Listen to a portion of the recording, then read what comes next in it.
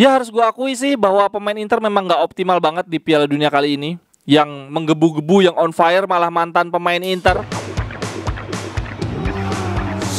Jerewetan ceking kita, nyerewetin apa aja. Teman-teman, saat ini kalian sedang menyaksikan Cerewetin Inter. Apa kabar teman-teman semua?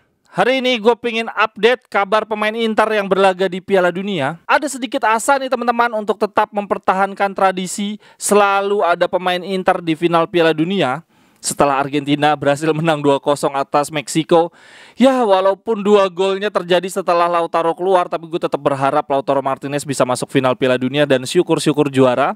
Lalu ada asa lainnya juga dari Kroasia. Setelah di pertandingan pertama hanya bermain seri lawan Maroko, lalu kemarin malam mereka menang 4-1 atas Kanada dan bahkan sempat tertinggal terlebih dahulu. Sejujurnya gue agak down juga nih, agak kepikiran, wah jangan-jangan tradisi ada pemain Inter di final Piala Dunia akan berakhir di tahun ini.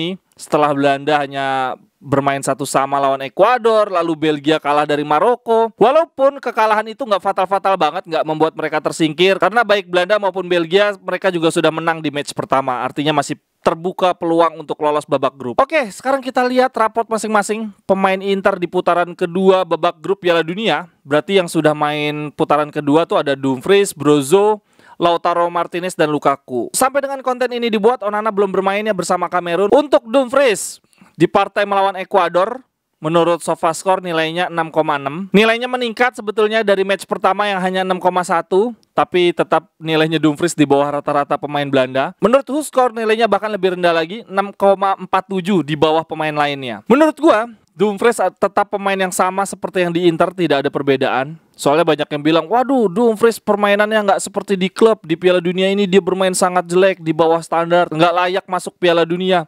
Kalau menurut gue, ya Dumfries kayak gitu, di Inter juga sama jeleknya. Kalaupun bagus paling cuma 1-2 pertandingan, abis itu ambruk lagi, sangat inkonsisten. Lalu yang kedua, Lautaro Martinez, menurut SofaScore nilainya 6,6, jauh di bawah rata-rata pemain Argentina.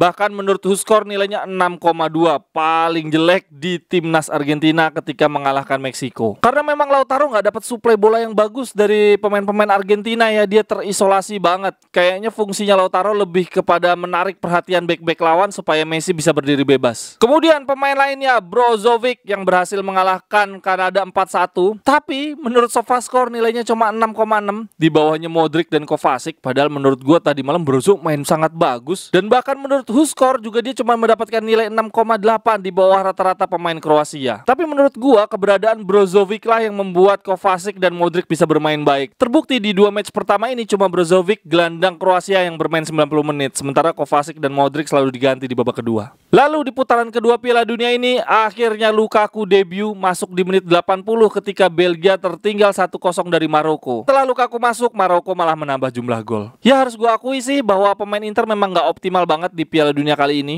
Yang menggebu-gebu, yang on fire malah mantan pemain Inter. Ivan Perisic contohnya, dia jadi man of the match di partai lawan Kanada kemarin, mencetak 2 assist. Total sejauh ini Perisic sudah tampil 22 kali di World Cup maupun Euro. Dari 22 penampilan itu dia mencetak 9 gol, 7 assist. Memang ini pemain most underrated player in Europe sih menurut gua. Lalu Hakimi juga ya teman-teman, bersama Maroko mainnya bagus banget. Ngelihat Hakimi lari cepet itu kayak effortless ya, kayak nggak butuh tenaga besar, cuma kenceng banget.